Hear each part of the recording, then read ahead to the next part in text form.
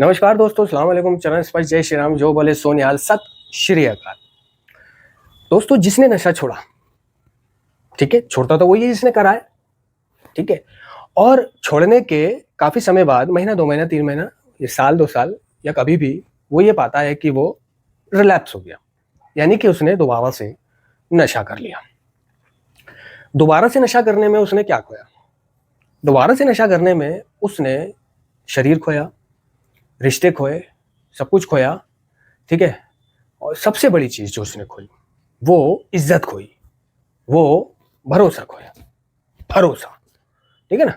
तो जब परिवार का, लोगों का, समाज का, बिरादरी का, इसका उसका, बीवी बच्चों का उस पर भरोसा आया था कि हाँ भाई, हमारे पति ने नशा छोड़ दिया यार, हमारे बेटे ने नशा छोड़ दिया, हमारे भाई ने नशा छोड़ दिया, ठीक है। और उन भाई बहन माँ बाप ने पाया कि उसने फिर से नशा कर लिया, तो उनकी नज़रों में, माँ बाप की नज़रों में, भाई बहन बीवी बच्चों की नज़रों में, वो अपने आप को अपमानित और झंडूबाम और नीच, उठाई गिरा महसूस करने लगता है, ठीक है।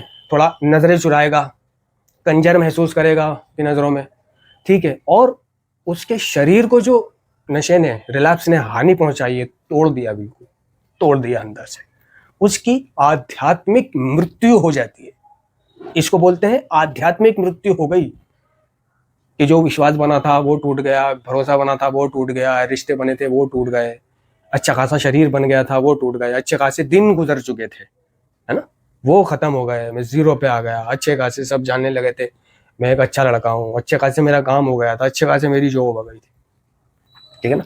और अब ये सब कुछ चला गया, साथ में शरीर भी गया, और अब मैं कंगला भी हो गया, बैंक बैलेंस भी लूट गया, बैंकरप्सी हो गई मेरी। ये सारी चीजों को खोकर, यानी इन सारी चीजों को खोना, उसकी आध्यात्मिक मृत्यु कहलाती है, ठीक है। नारकोटिक्स एनोनिमस का कार्यक्रम कह रहा है कि जो लोग एडिक्शन की बीमारी से मरते नहीं हैं, जो लोग एडिक्शन की बीमारी से मरते नहीं हैं, वो कैद खाने में, संस्थाओं में, जेल में, है ना, या फिर पूरी तरह मायूसी में चले जाते हैं, पूरी तरह मायूसी में चले जाते हैं।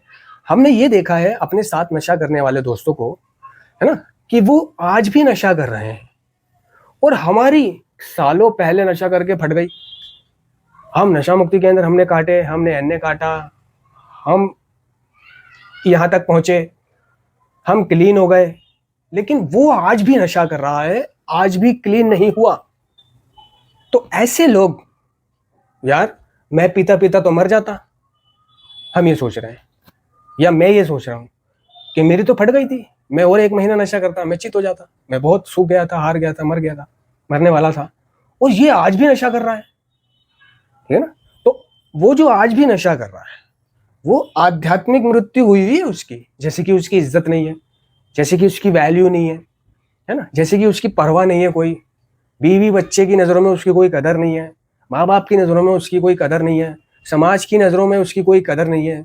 मर जाए जी जाए, कोई परवाह नहीं, मर जाए तो समाज के लिए अच्छा ही है, ठीक है ना। कोई मतलब उसकी कोई फिक्र नहीं करता, किसी को कोई इंटेंशन नहीं उसकी, ठीक है। जी रहा है, बस वो जी रहा है, नशा कर रहा है, ठीक है, घर वालों को परेशान कर रहा है ना। लोग उसके मरने की कामना करने लग जाते हैं, साला मर जाए एक दिन तो इससे छुटकारा ही मिले। तो वो कुत्ते वाली जिंदगी जी रहा है, जिसमें ना इज्जत है, ना प्यार है, ना परवाह है, ना चिंता है, ना खुद के परिवार वालों की इज्जत है, ना कोई वैल्यू है, ठीक है ना। लेकिन हमने जो नशा छोड़ा है, ठीक है, हमारी ये सारी चीजें आई हमारे अंदर, वैल्यू, इज्जत, भरोसा, मान सम्मान वगैरह वगैरह। लेकिन नशा करके हमने क्या खोया? हमने फिर से ये सारी चीजें खो दी, ठीक है। और हम किसी तरह से फिर से खड़े होते हैं, और फिर से डिटॉक्सिफिकेशन लेके फिर से क्लीन होते हैं। और बीमारी जिंदा रहने वाली चीज है, शारीरिक है, मानसिक है, आध्यात्मिक है, कभी ना खत्म होने वाली है। एडिक्शन की बीमारी एक जारी रहने वाली प्रक्रिया है ना, ये कभी खत्म नहीं होती, इसका कभी इलाज नहीं हुआ, और हमने फिर से पी ली। तो फिर से जो दोबारा से हमने विश्वास बनाया, इज्जत पाई थी, और जो हमारा शरीर फिर से बना था, वो शरीर फिर से टूट गया, इज्जत फिर से खो गई। अगर इसी तरह से हमने 2-3 बार कर लिया, 2-3 बार कर लिया, और उसके बाद हम मुकम्मल क्लीन हो जाते हैं, फिर हम छोड़ ही देते हैं नशा, नहीं पीते, साल 2 साल कर लिया हमने, तो हम पाते हैं कि हमारी घर वालों की नज़रों में हमारी इज्जत नहीं आ रही, वो वैल्यू नहीं आ रही, वो कदर नहीं आ रही, जो पहले 1 महीना नशा छोड़ने में आ जाती थी, वो चीज़ अब साल भर में नहीं आ रही। ठीक है, वो परवाह, वो पूछना, वो कार्यों में शामिल करना, वो बुलाना, वो इज्जत देना, वो मान देना, जो पहले महीना 2 महीना में शुरू हो जाता था, बेटा क्या खाएगा, क्या पिएगा, क्या लाएं, कपड़े सिलवा ले, जूते लिया ले, मोबाइल लिया, अब ये साल 2 साल हो गए, नहीं आ रही है। ठीक है, अब लेते हैं ऐसे लोगों की बात जो बार बार रिलैप्स हो जाते हैं और बार बार खोते हैं। ठीक है, कोई 2 बार रिलैप्स हुआ, उसने 2 बार खोया और फिर वो खड़ा हुआ। ठीक है, तो 2 बार रिलैप्स होने के बाद वो फिर खड़ा हुआ, तो उसकी जो इज्जत वैल्यू है, ठीक है, वो देर में आई, क्योंकि उसने भरोसा तोड़ा। हम इतने लंबे अरसे से भरोसेमंद नहीं थे, इसलिए हमारे परिवार वालों को या सगे संबंधियों को हमारी रिकवरी पे शक रहेगा, और ये शक उनका हमारे क्लीन टाइम के साथ दूर होगा।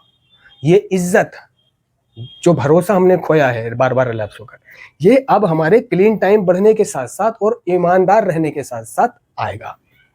सिर्फ क्लीन टाइम के साथ भी नहीं आएगा, क्लीन टाइम के साथ भी आपको ईमानदार और सोबर रहना पड़ेगा। ठीक है ना, ये चीजें फिर से आनी शुरू होंगी। अब कई लोगों की प्रॉब्लम यह है कि वो रिलैप्स होकर आत्मगिलानी में पहुंच जाते हैं। ठीक है, आत्मगिलानी होने लग जाती है, यानी वो अफसोस करते हैं अपने रिलैप्स पर कि भाई मेरा रिलैप्स हो गया और मैं क्या करूं, मैं बहुत परेशान हूं, ये हूं वो हूं, मेरा 1 साल का रिलैप्स हो गया, मेरा 2 महीने का रिलैप्स हो गया, बहुत अच्छी ज़िंदगी चल रही थी, मैं फिर से नशा छोड़ूंगा और मैं फिर से ये करूंगा, फिर से तो भाई देख, कार्यक्रम कह रहा है कि रिलैप्स होना शर्मनाक नहीं है। ये लिखा हुआ है कार्यक्रम में, लिखा हुआ है रिलैप्स होना शर्मनाक नहीं है, लेकिन रिलैप्स होकर कार्यक्रम में वापस ना आना ये शर्म की बात है। अर्थात रिलैप्स होकर आप फिर से अपनी रिकवरी नहीं बनाते हो, फिर से कोई निश्चित कदम नहीं उठाते हो, तो ये बड़े शर्म की बात है।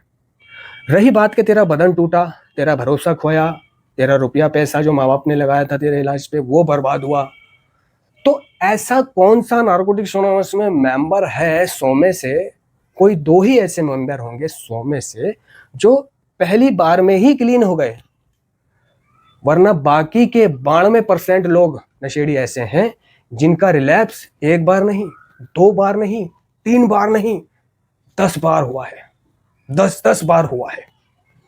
यानी 92% लोग ऐसे हैं इस संगठन में, इस समाज में, कि जिनका 1 से अधिक बार रिलैप्स हुआ है, और इस प्रॉब्लम को जो तेऊ 1 बार रिलैप्स होकर झेल रहा है वो उन्होंने कई बार झेली है, कई बार फेस करी है। तो ऐसा कोई व्यक्ति नहीं है 2 में से, 100 में से 2 के अलावा, कि जिसका रिलैप्स नहीं हुआ। मैं अगर हूं तो मैंने 4 इलाज लिए हैं, और हर इलाज के बाद, यानी हर 3 इलाज के बाद मैं रिलैप्स हुआ हूं, तो मेरा 3 रिलैप्स कहलाएंगे। यानी पहले इलाज के बाद में रिलैप्स हुआ, वो मेरा पहला रिलैप्स हुआ, मैंने फिर से इलाज लिया, उसके बाद मैंने पी, ये मेरा दूसरा रिलैप्स कहलाएगा। मैंने तीसरा इलाज लिया, उसके बाद मैंने पी, ये मेरा तीसरा रिलैप्स कहलाएगा। वो मेरा रिलैप्स नहीं कहलाएगा कि मैं घर में रहकर 5 दिन मैंने छोड़ दी और फिर पी ली। ठीक है ना, है ना, तो वो तो मैंने फटी पे छोड़ी थी, था ही नहीं इसलिए छोड़ी थी, लोगों से कह रहा था मैंने छोड़ दी, अब नहीं पीता मैं, लोगों में अपनी इज्जत बनाना चाह रहा था, कि इनको ये दिखाना चाहता था मैं कि देखो इनको ये पता चल जाए कि मैंने छोड़ दी है, ये साबित होने लगे इनमें, दिखावा करता था, थी नहीं तो कहां से पीता। तो मेरे तक भी 3 रिलैप्स हुए हैं। तो रिलैप्स होना कोई शर्म की बात नहीं है, लेकिन रियलाइज होने के बाद वापस कार्यक्रम में ना आना, वापस तैयारी ना करना, वापस निश्चित कदम ना उठाना, ये शर्म की बात है। रही बात जो तूने शरीर में झेल रहा है दर्द, अच्छा खासा शरीर बन गई थी, सेहत बन गई थी, मर्दाना ताकत आ गई थी, रिश्ता भी होने लगा था तेरा, है ना, शादी भी करीब आ गई थी, शादी भी टूट गई, चल भरोसा भी टूट गया, माँ बाप भी, बच्चा परिवार का, तू कमजोर भी हो गया। ठीक है ना, तो कार्यक्रम कह रहा है कि देखो जो खो गया, जो चला गया, उस पर नहीं पछताना, उसके बारे में नहीं सोचना। ठीक है ना, गुजरे हुए कल के बारे में नहीं सोचना, हमने अतीत में क्या किया, हमारे पास कितना ज्यादा या कितना कम है, हम किससे नशीले पदार्थ पाते थे, है? हमारी दिलचस्पी इस बारे में नहीं है। कार्यक्रम कह रहा है कि हमें अपने अतीत को छोड़ना है, ना कि पकड़ के चलना है। कार्यक्रम कह रहा है कि अपने अतीत को पकड़े रखने से हम आखिर बीमार हो जाएंगे, और ये हमें जीने के नए तरीके में भाग लेने नहीं देगा।